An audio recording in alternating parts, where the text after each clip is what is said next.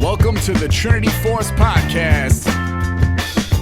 Yo, it's that Triforce cast beaming straight to your home. Grab a beer so we know Pone ain't drinking alone. Send an email, a quick tweet, just pick up the phone. Leave a message at the beep if you're a creep, watch your tone. Discuss the meta game, patch notes, whatever helps your stats most. Obi-Pone Kenobi is your last hope to snatch gold. So grab your headphones and join in the fun. We'll try and force in some jokes and some cringeworthy puns. Yo, we can make it together, people. Trinity Force Podcast. These boys are second to none. Now that's the end of the intro. It's time we begun. Hey guys, it's episode number 432 of the Trinity Force Podcast, joined by four great men this week. Serial, Sean, Dom, and Santana are all with us. Say hello in unison. Heyo! Practice that. Fuck. That kind of works. I'm surprised. Excuse me. So we have a lot to talk about this evening, and we might just have to jump right into it. No 5 minutes of banter, no 10 minutes of banter, except for me telling you to go check out patreon.com/TForce Network. Please support us, as your money helps us continue to grow and continue to go on and continue to put these podcasts out every single week. Your money is helping us afford new equipment, and it keeps us looking young and vibrant. You never plug Mott's show. It's been in the dock for like a month and a half. It's never been mentioned. I just assume that people that go to T-Force Podcast will find it. But if you're interested in Dungeons and Dragons, Mott's got a new show out there right now for you, and it's on the T-Force Podcast YouTube. It's called Dark Spell. I know nothing about it. I don't know what he's doing. I've never listened to it. So Sean's in it. I'm in it. Rundown Blake. Blake is my favorite character of anything I've ever heard of ever. It's the best. I'm so excited every time I hear him talk. So I can only imagine other people are, because I can't contain myself. It's how far in are you guys? Like, if somebody started, Mott's done a ton of work on our prologue intro stories, episodes, right? Yeah, like a ton of prologue stuff for the three of us that are playing, and then I've recorded our first episode together. And we're setting up the time to do the second one, but cool. Every Friday is when the new show comes out, right? Yeah, and I mean, there's already we already have hours of stuff just from the prologue, so like it's strap in, folks.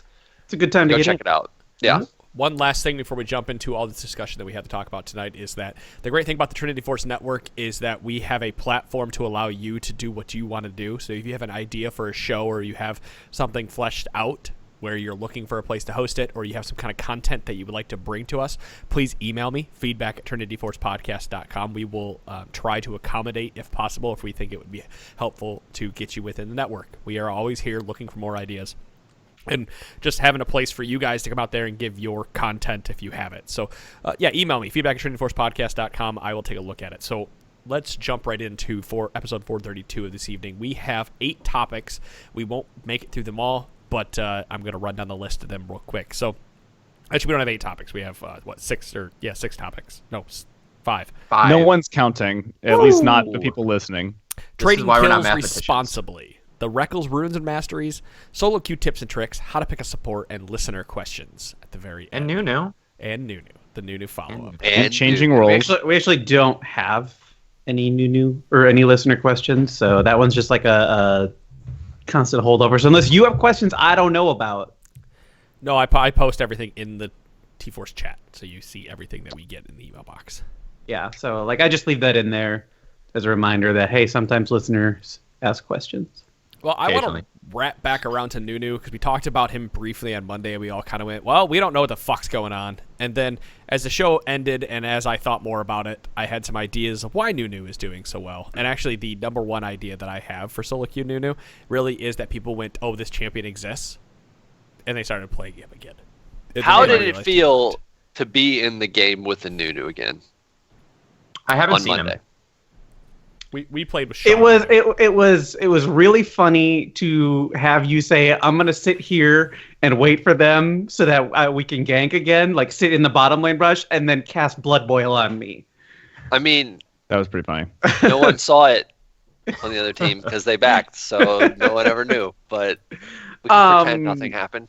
I ran into a Nunu who just turned into a goddamn monster. Like, he became unkillable. He was just running all of the squishy members down and just, running right past all the tanks, like, because he didn't give a fuck. And kind of everybody was used to Nunu being of zero consequence. So I think that's what happened there. But he was genuinely a terror. He's back to being annoying. Like, and that's what that champion is. He's annoying to play against.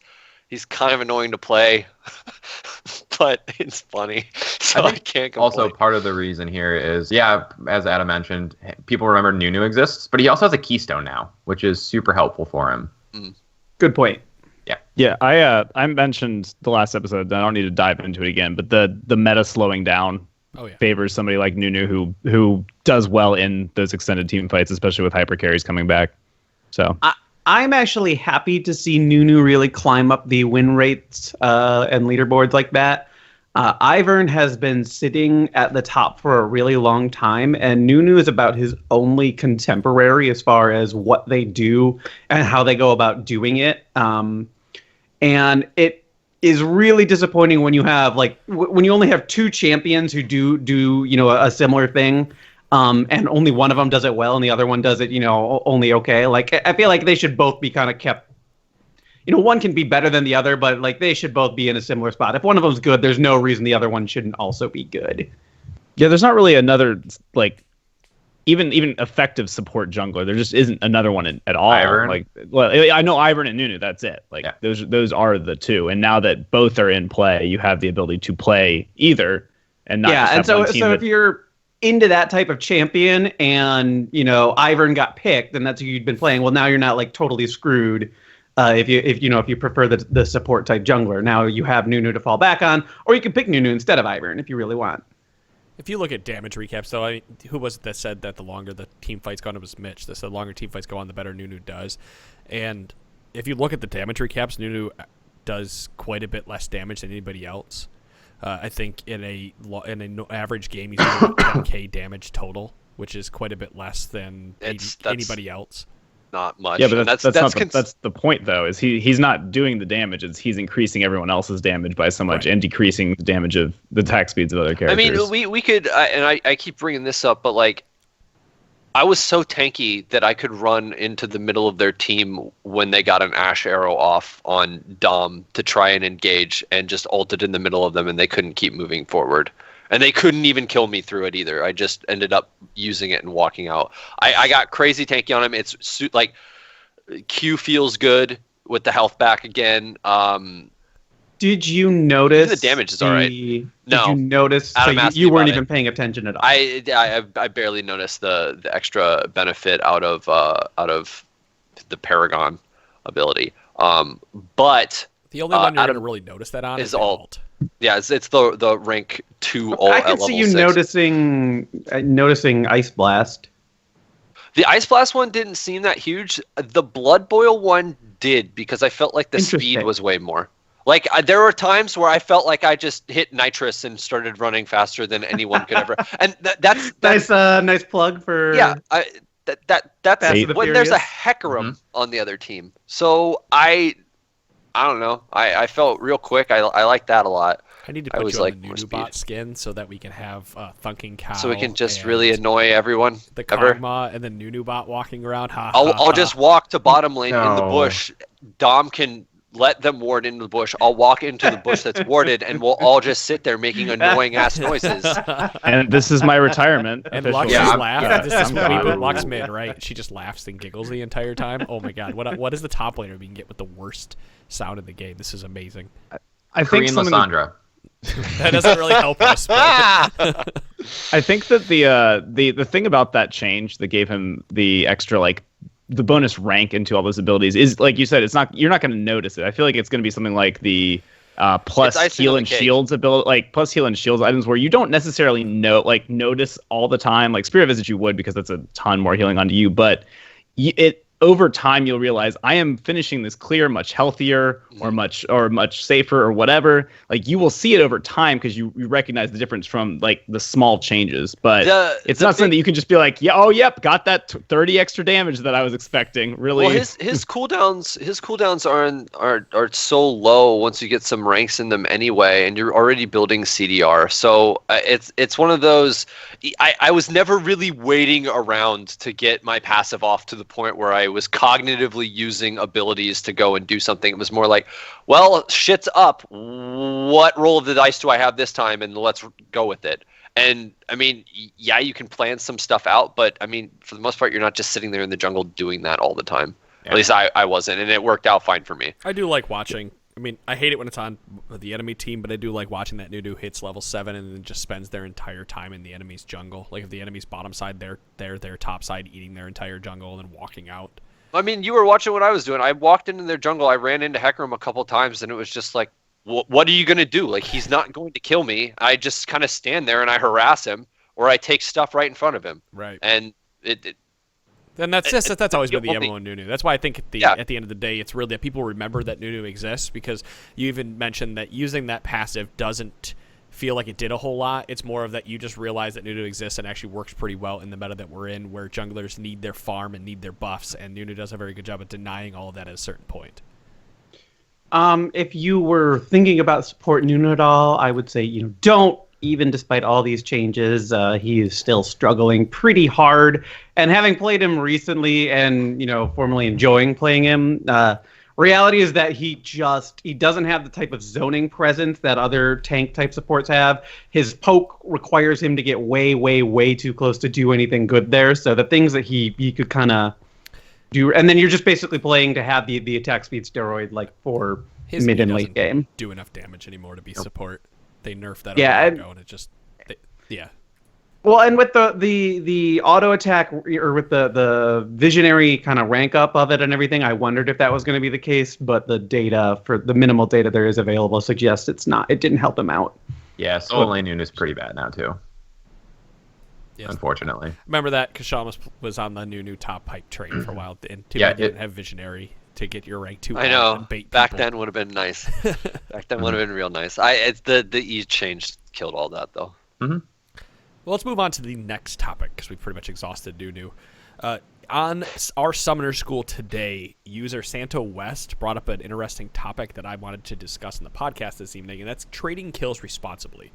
Something that I notice a lot when I watch replay reviews is that a lot of people will just trade kills and then say worth, because they think that since they both got 300 gold and they're both denying farm, that suddenly it was worth it for you to trade that kill.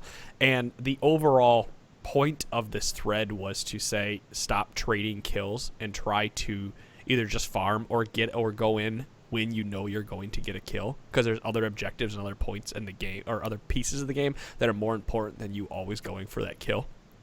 And I mean, yeah, go ahead.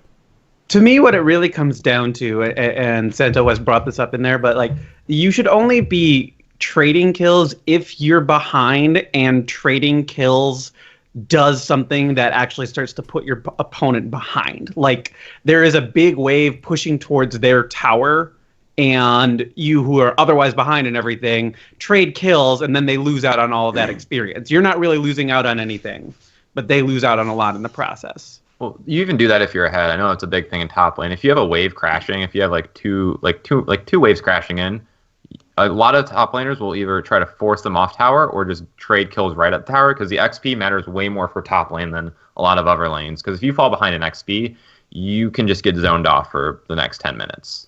And it's one of the most frustrating things in the world. Yeah, they just have to stand in the back and wait. Yeah. I think one thing that's important to note, and hopefully nobody just jumps into this, but I could see this mentality happening, is I'm behind, there's a wave on my turret, I don't want to trade kills. Also, doesn't mean don't recognize that you don't have any other choice but to try to kill the opponent when they're trying to trade. Like, don't just be like, I'll try to get away while they tank turret shots and I might be able to get a kill otherwise. Yeah. Like, it's if they force it, well you might not have a choice, but it's the starting to engage point of it more than anything, I think. And you definitely don't want, like, even if you're behind, you definitely don't want to trade if a wave is about to crash on your tower and you would die and miss out on all that. Like, you're getting the kill goal, but you're losing out on so much wave gold. You still get kind of ambient experience for a little while there, but you shouldn't be fighting in a giant creep wave that's crashing into your tower anyway. But people do kinds of all crazy shit. Right. I think one of the other cases where you want to trade, especially, again, I play a lot top lane, so is if you're getting ganked, instead of just burning your summoners to try and get out, a lot of times I just all in and see if I can trade there. Because most likely I'm dead to the jungler anyway, so that's more of a case of, well, I'm dead, I might as well go for something. And hopefully not burn my summoners and die anyway. Yeah, and it depends what type of champion you're playing to be able to do that as well, because you'll see a lot of times that there's not a lot of solo queues. We'll go with LCS as an example when there's two tanks going against each other.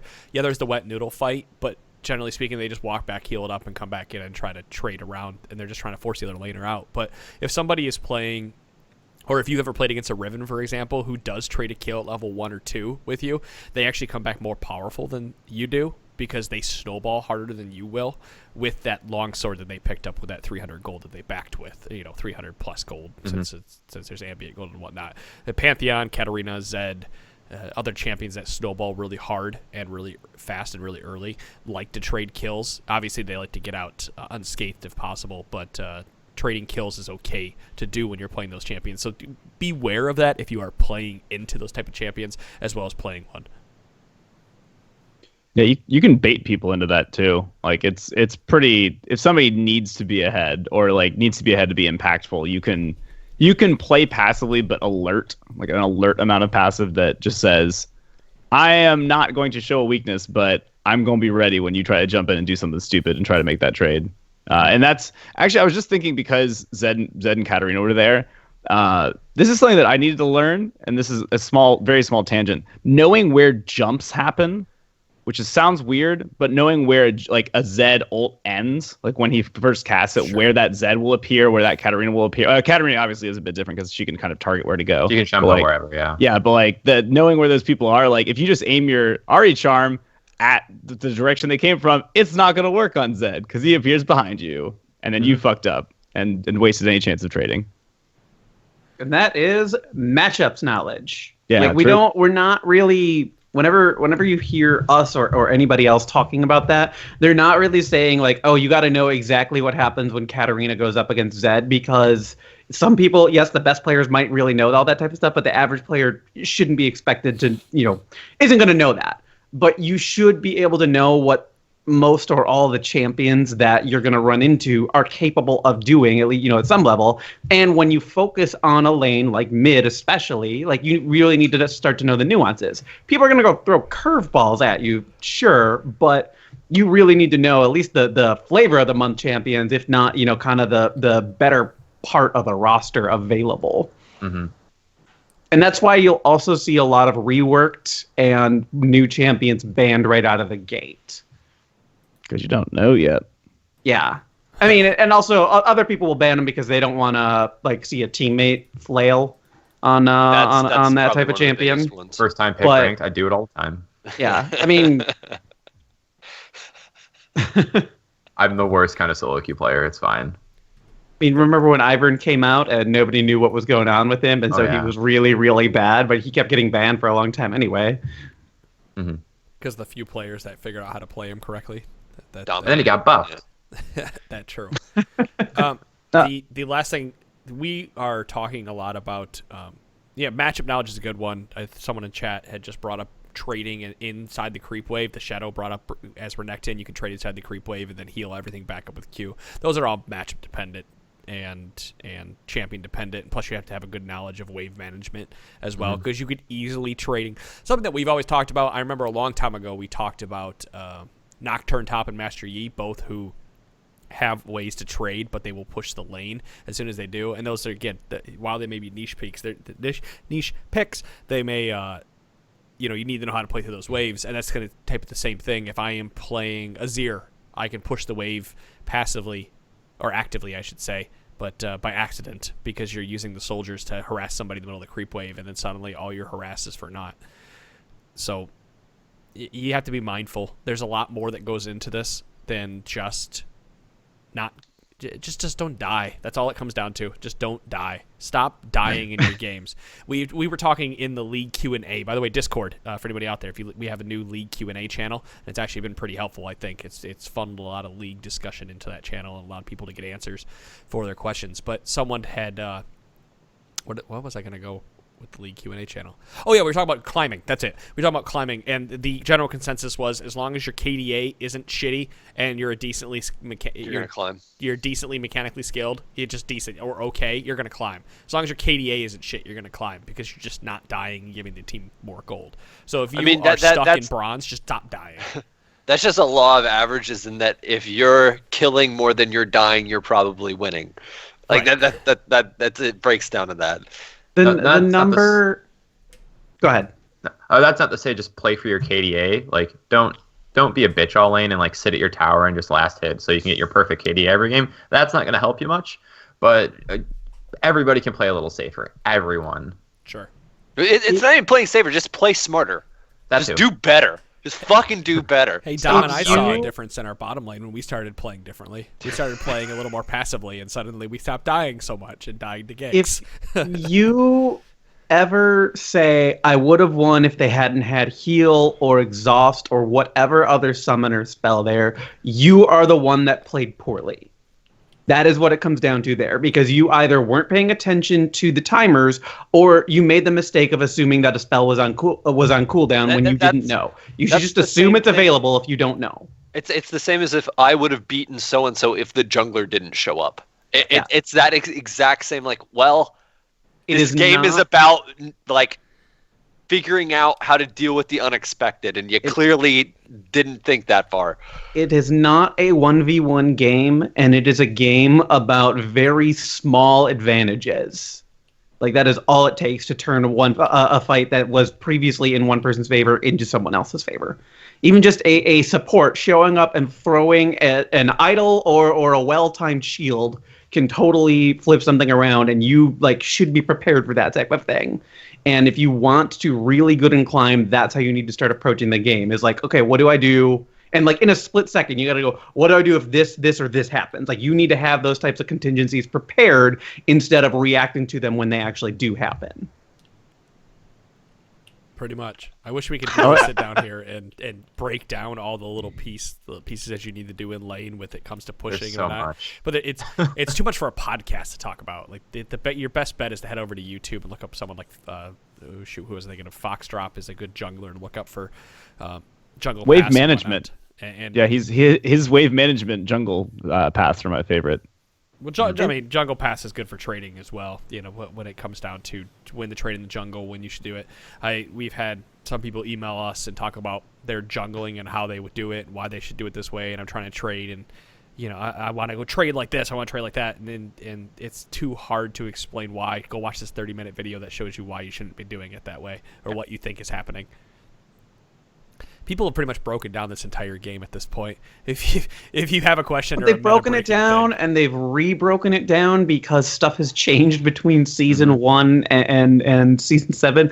Although I do love that Shirelia's zoning tutorial is still the best video about that available. I mean, that's a pre-season thing. You can see where there was ridiculously placed brush in the river. Like there used to be brush around the dragon and baron pits. Right.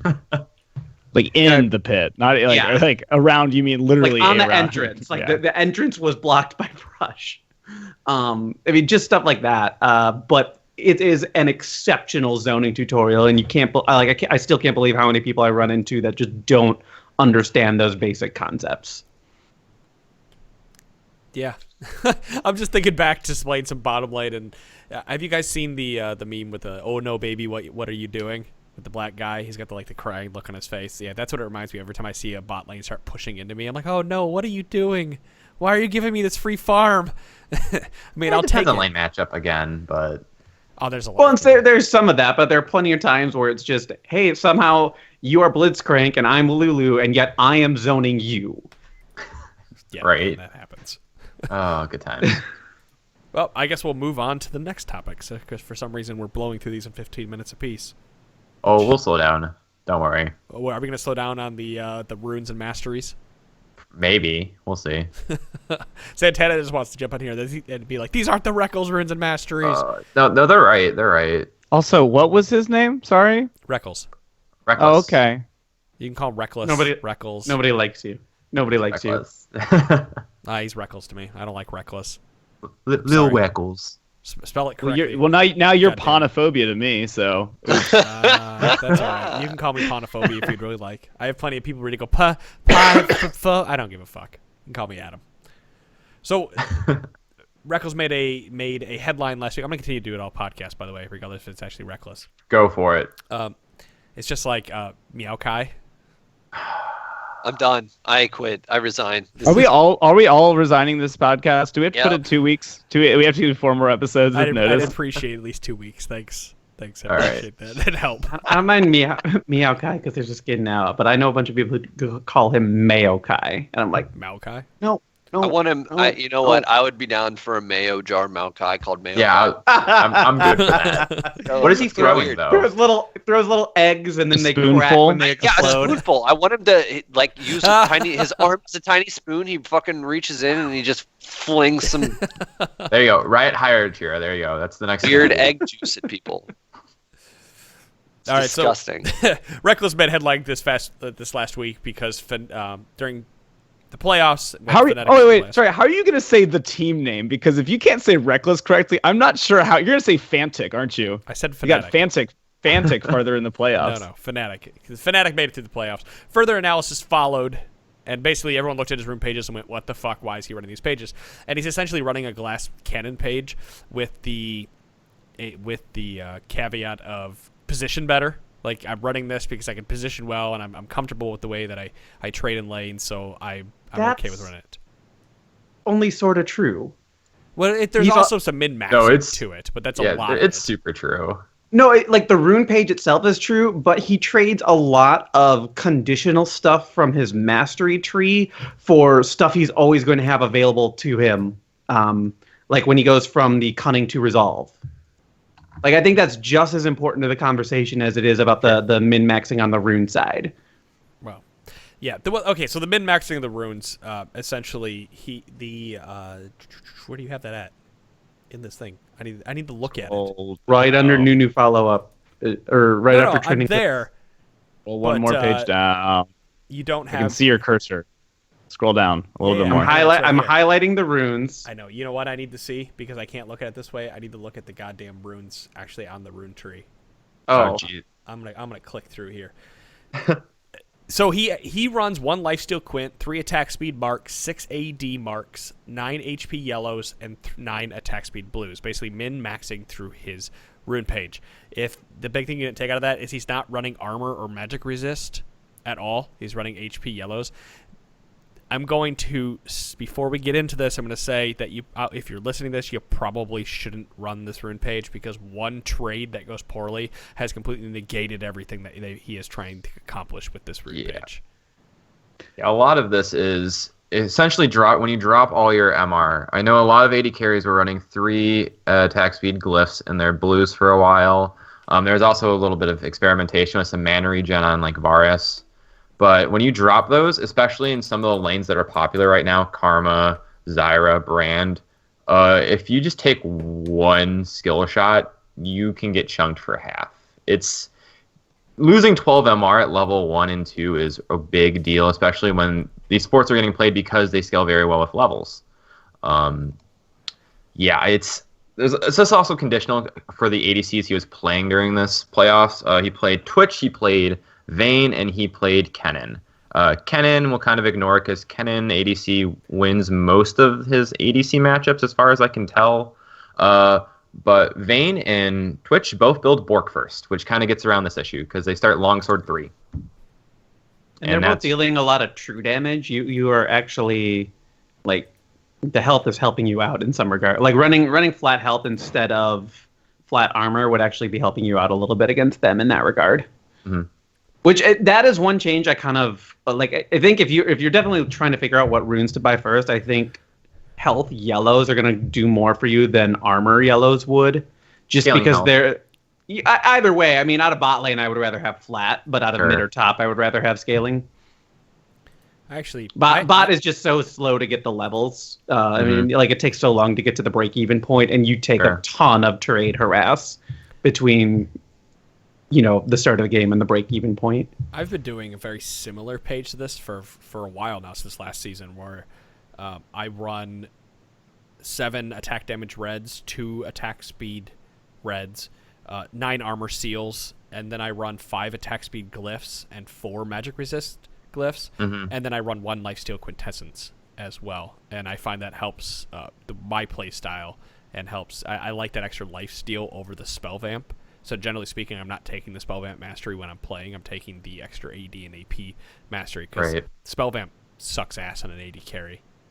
Because most of the time your abilities are AoE and you get the reduction on the spell vamp from the AoE. So yeah. I mean, and the mastery breaks even with what you would have gotten from your rune, like from the 1 rune that you traded out. It breaks even at like level 2. Yes. Especially when you put all 5 points in there. I mean, it breaks even super early, so it's a worthwhile trade-off in that regard, because then starting at level 3 and moving beyond that, like you actually have more AD than your opponent would. And the same amount of lifesteal.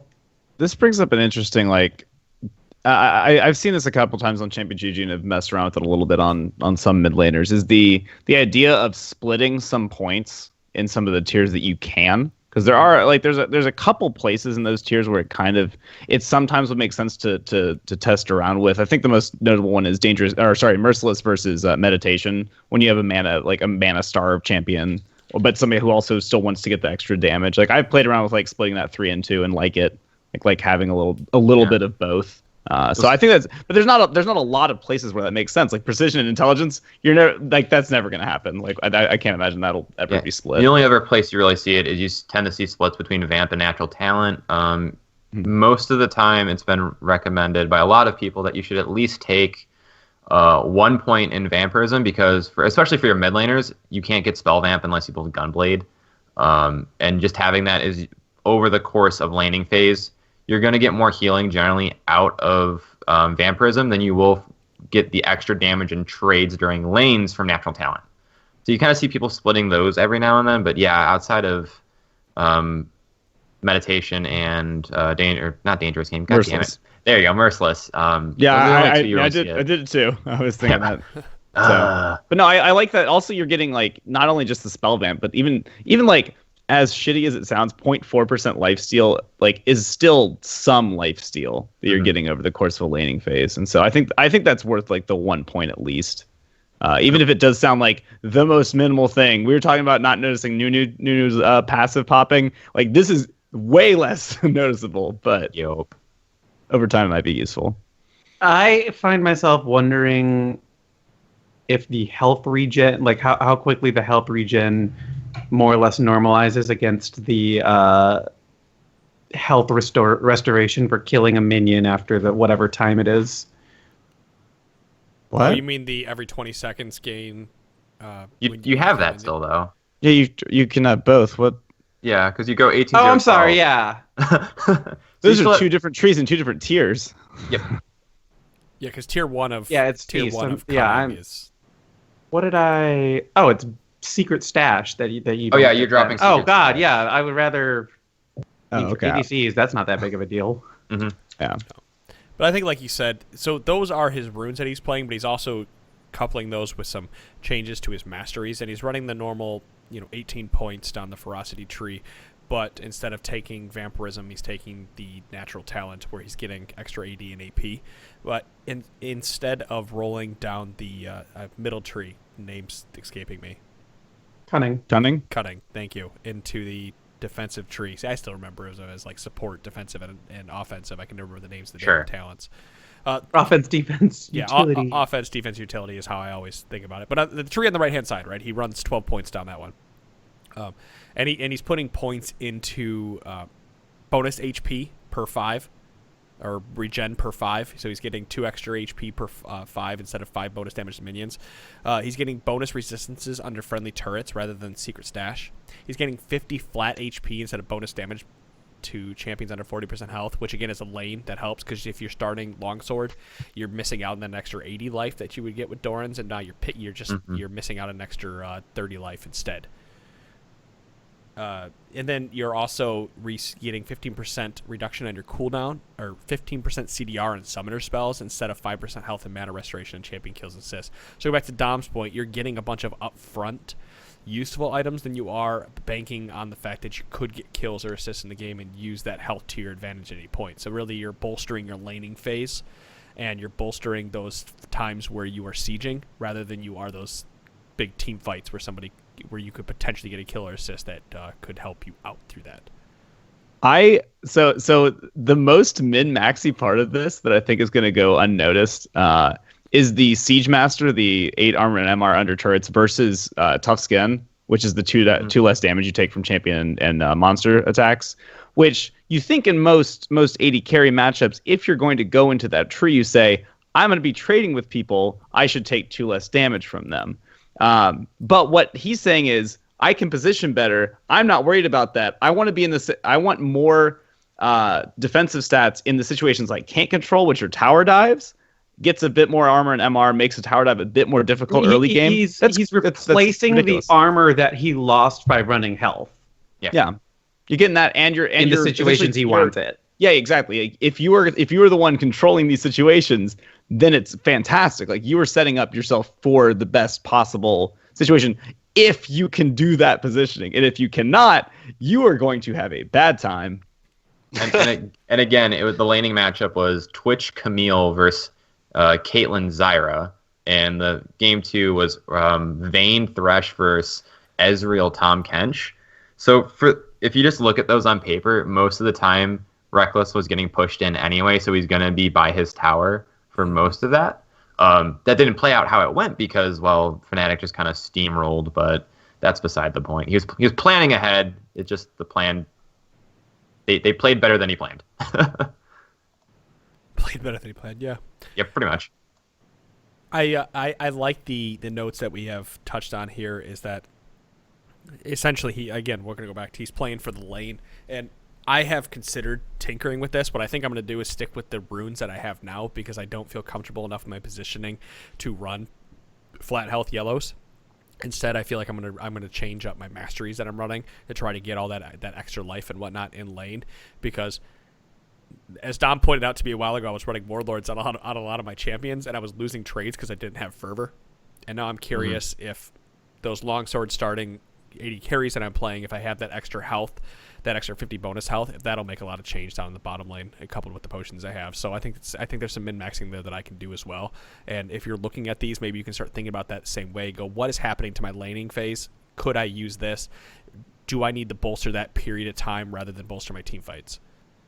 Follow-up question for you, Adam. Like, so you're going to start, like, you're starting on that path potentially to go towards something like, I'm going to work on positioning via like these changes, and might eventually move towards those are runes you planning on taking the changes slow, or are you just going to dive in like sounds like slow, which I think is very smart. I think it's incredibly smart. Running the rune page that he runs, except for I have armor and I don't have I've been running this rune page since last season when I made my clan the diamond, right? Like, I have armor and not the flat health, so I'm not going to change that. I'm going to change my mastery page and roll. So the reason I brought that up is, and I think we talked about this on maybe the mindfulness episode. One of the biggest things that I see in real life and here is overdoing changes when you're thinking, I need to make a change, and like, oh shit, this Rekkles page looks so cool, I'm gonna try this out, but I'm going to just dive all the way in. It's not, and it doesn't work. You're like, well, that was terrible. I'm just backing out. I'm hitting the abort button on this. If you do like some of them, I'm not saying like change half the masteries and you're like at an 18.6.6 page or something weird. But like, if you start moving towards that over time and testing around with it and say, okay, I see where I'm getting benefits or getting punished from these things, and then move into it in a smart way, it'll eventually end up doing better for you and maybe lock in as a real mindset / positive towards your positioning. And overall, if you're using that page, then that could be exponentially beneficial. I like that point. And I originally changed my rune page because I was looking for a change. So I just did the runes, and I put the lifesteal in there because I realized I was trading a lot, and I wanted to be able to regen faster while I was in lane. So I gave up extra attack speed for it and tried to make up for it through the rest of my runes. And granted, I went out and I looked at some other rune pages and whatnot, and tried to make a decision based on what other people were running. But I really liked running that extra lifesteal, and I felt like that helped me in a lot of lanes. So I think a lot of people out there may help you as well, but you have to be very good at trading and then walking back and understanding that you need to heal back up before you trade again, right? Like, you need to have an understanding of lane mechanics to be able to use these properly. And again, regardless of what you were on, like, runes, masteries are not going to make you a better player. They will help. They will help you get through laning phase. I mean, for example, Faker has 2 rune pages he uses, and he's Faker, so it's more about learning mechanics in the lane, when you can trade, what can you do, matchups and things like that. They're there to help you get through laning phase, but they're not going to make you a better player by themselves. That's a good way. Dom, I feel like you had something to add to this. You kind of look like you're... When you were talking about how you customized your room page and everything, and we're kind of along this lines, I was just going to say, it's like I do the same thing on my tank support page. I run movement speed quints. I run 2 movement speed quints, and that's because I personally find a lot of value, even in the early game, having that 10 extra movement speed. And then when it compounds with certain masteries and other items, throughout the game and everything, I just find that really, really valuable. And I understand that I'm making a trade-off in armor and everything. And then I was just going and looking at my stats, and it's like my tank deaths are like right in line with my general averages and everything. I keep my deaths right around 3 a game on average and everything, and my tank stuff sometimes is below, sometimes it's higher, but like generally speaking, just glancing at it, it's right in line with where it's supposed to be. So for me, that's a trade-off that's working. But I've spent a long time trying to figure out what I want to accomplish. Yeah, you just have to have some self-reflection when it comes to a lot of your games. Like, and a lot of times the runes and masteries, you don't go back and look at those until you're at some kind of plateau where you're trying to figure out what I need to change next, because you could be doing really well, but maybe changing the rune mastery gives you that little advantage. Just little things to think about while you're driving into work this morning and listening to this podcast. So continuing talking about solo queue tips and tricks, I did want to speak of something that was actually on the Dive podcast a few weeks back. They were talking about using your first dodge of the day. And free dodge. Free dodge. I don't think we've talked about that enough, but specifically I want to talk about the autofill mechanic, and a lot of us hate the autofill mechanic right now. And if you get autofilled into a role and you haven't dodged yet, you really if you don't feel comfortable playing that role you've been autofilled into and you have your first dodge available to you, you should dodge, because you're only losing a very small amount of LP to get out of that match and not have to play that role and potentially lose more. Correct. If your top laner picks Teemo, you should dodge. False. When did this happen?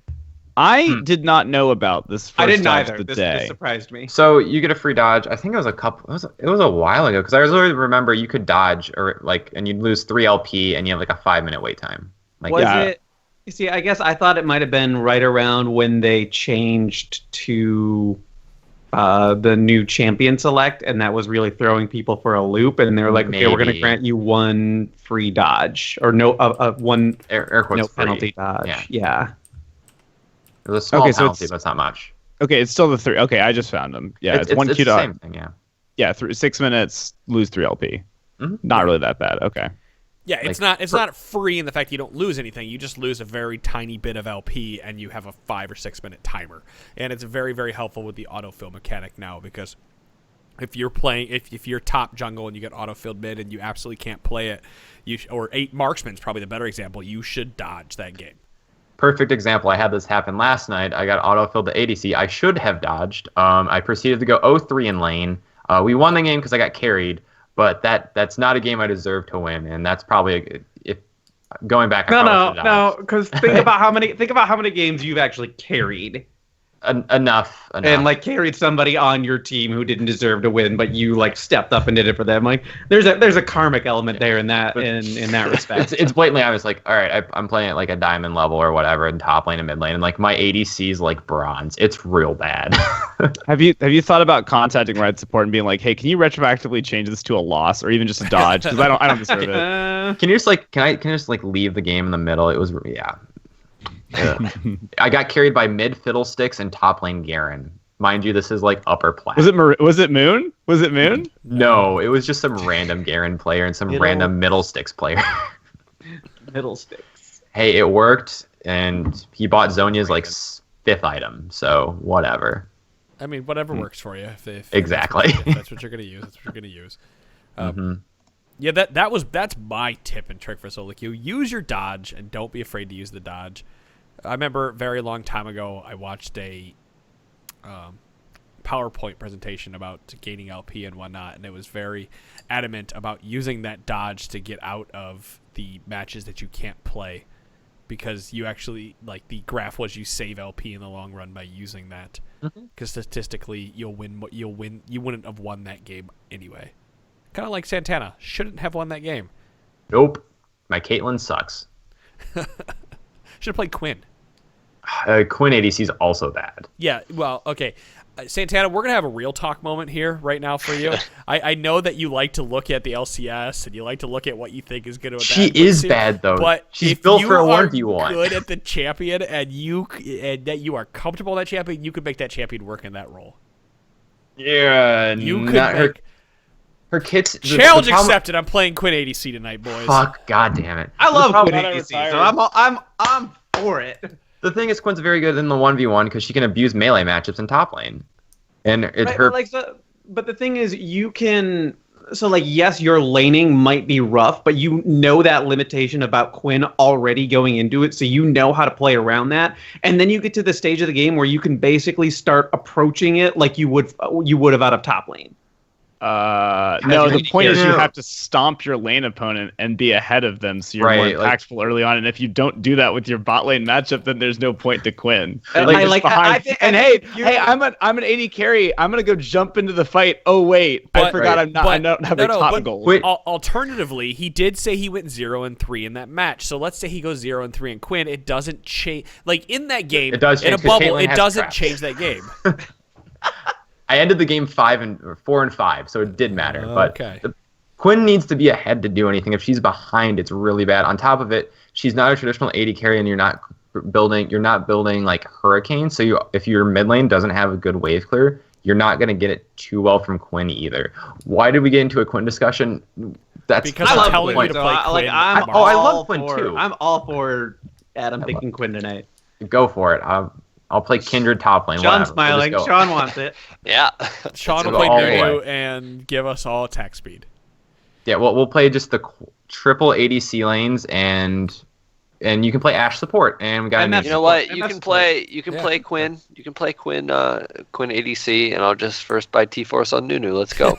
Or you can play Graves jungle.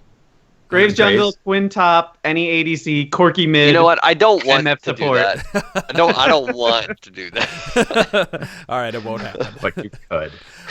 So there are other solo queue tips and tricks in here, and I'm gonna let the people who put them up put them in there. Nice. Why Quinn ADC is good or bad? God. Well, I'm glad that was in the document. It is now. You guys at home can't prove it wasn't in there before we started talking about it. Yeah, I just had two really quick ones, and they kind of go together. It's especially if you're playing solo lanes, learn jungle routes and timings on when they can gank. Right now, this might have changed. This was a couple patches ago, but fastest mid lane gank for a level 3 jungler was, like 2:44. So about 2 minutes and 50 seconds. If you're playing a champion that can shove in before that timer, ward before that timer, and then if jungler's there, you're good. If they don't, you can keep playing the same way you're playing. This also goes with the same thing of just warding smart. Again, when you should ward, timings. Really just play around jungling. Like, it's hard for me to explain because I just do it naturally. Like, all right, I'm top lane. I need the ward before 3 minutes so I don't get blasted by this Graves. Or I'm playing mid lane. Jungler was just bot. He's probably coming up through river. Probably should play the left side of my lane. It's just little things like that. It's tough to describe because the reality is it's something you have to commit to learning. Mm-hmm. Like you can't. There is no one time that applies to every single game. Like top lane isn't ganked at 215 every single game. Mm-hmm. That's just not how it works and everything. It depends on we talked about matchups earlier. It depends on the jungler that you're going up against and everything. Where does that champion start? What side of the map are you on? Are you red or blue side? Like all these things sort of play a role in that and everything. And so you need to commit to figuring that type of stuff out. Like if this is a noticeable issue for you. Mm-hmm. And some people just get it. Like some people just have a sense. They're like, you know what, spider sense is tingling. Time to get the fuck out of here. And they just play back, and jungler wastes like 4 minutes top lane, and you don't die, and it's your team gets ahead from it. Also, buy more control words. Just do it. Every back, buy a control word. I don't care if you have one down. Buy another one. Buy 3 more. Whatever. Yeah, Sean. Fuck you! I buy one almost every time on my first back. You don't even pay attention to what I buy. How dare you? Yes, but you're my scapegoat for control. I know. You blame me for anything. You bought 0 in that Nunu game. No, wait, really? Yeah, really. Ugh. Too busy getting Cinderhulk. Too busy buying Cinderhulk. Can we look up? Will it show if I go to Google right now? Or not Google, if I go to OPGG. If I go to Google right now. Don't look at my match history. I've been losing a lot lately. Damn, these ranked solo deaths and stuff. Yeah. He bought 1 on Elise the other day.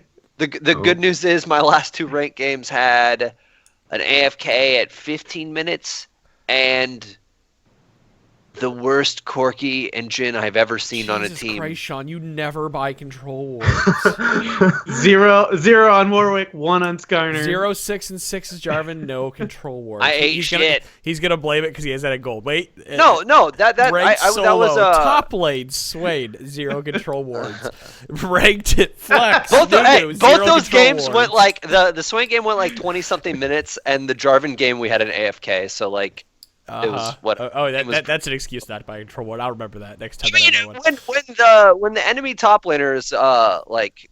Sean, you need to start buying control words. There's this is an intervention, Sean. I'm not like I don't know what to tell you. You just need to click it. Just right click it. I don't care if it's in your inventory. You never drop it. As long as it says 1 control word bot, I'll be happy. 17, 3, and 6 Nasus. I don't buy a control ward because I want people to come in my lane because I will kill them. That's the Sean's mentality. That's what happens, and I did the entire game. I killed everyone. I've been super feast or famine lately, and I just have not paid any attention to control words. Maybe that's why you've been famine a lot of the times. I have no idea what you're talking about. Oh, Jesus Christ. You guys kill me. Sean, you slay me. Oh, I love this. I love looking at I'm going to start looking at your match history every time I play. I'm just going to not buy boots until 20 minutes in the game and just control words. I'm going to have 5 control words on me at any time, and then I'm just going to walk to your lane, and I'm going to put all 5 of them in the bush, and you can watch as they all go away. Is this going to be like a new segment on our show where we just go through Chira's match history and just flame him for something when we weren't even in the game? Pretty much, yeah. Yeah, we'll be fine. Top lane Jarvan doesn't buy Tiamat. God. I couldn't buy Tiamat because that game was fucked. You had too many control words. No, I've dead a lot. This Rengar is bad.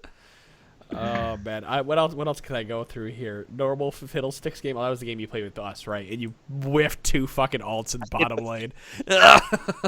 This is podcasting cancer. What are we doing, guys? Making fun of Chirajaeden's match history. All he wants to do is make fun of me because he thinks being a bully is a good thing to do, man. I don't know. It's because I was bullied in high school, so now I'm gonna bully you.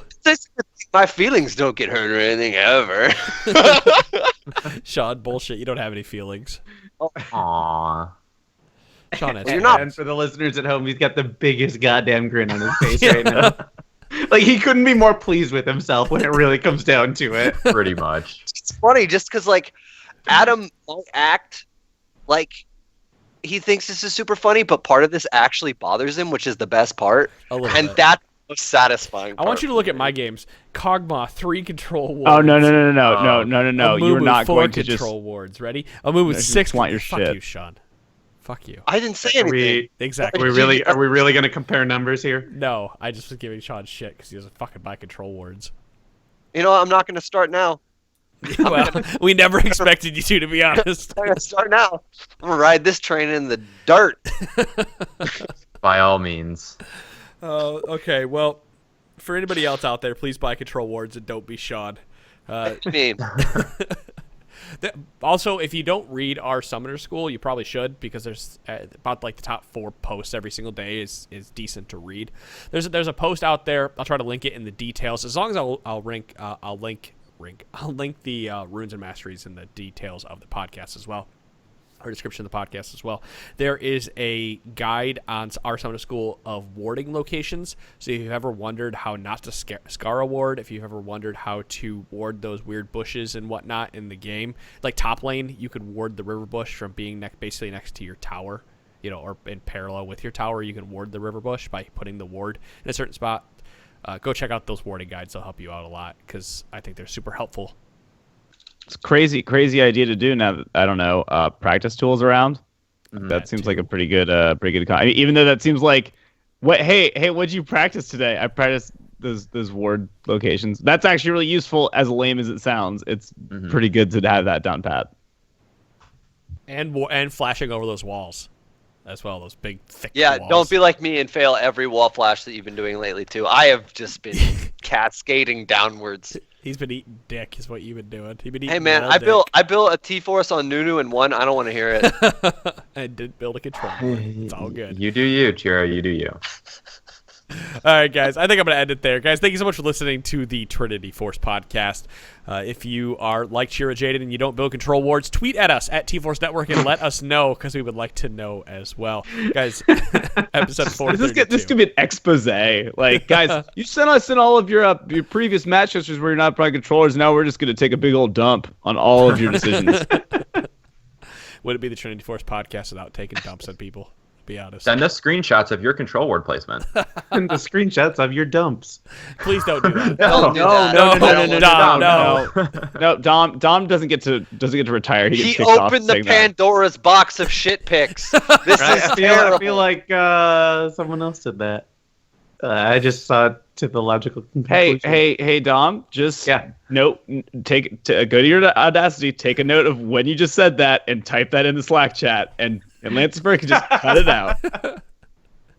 Guys, thanks for listening to the podcast. We will see you all on Monday with a new champion discussion. Peace. Yeah.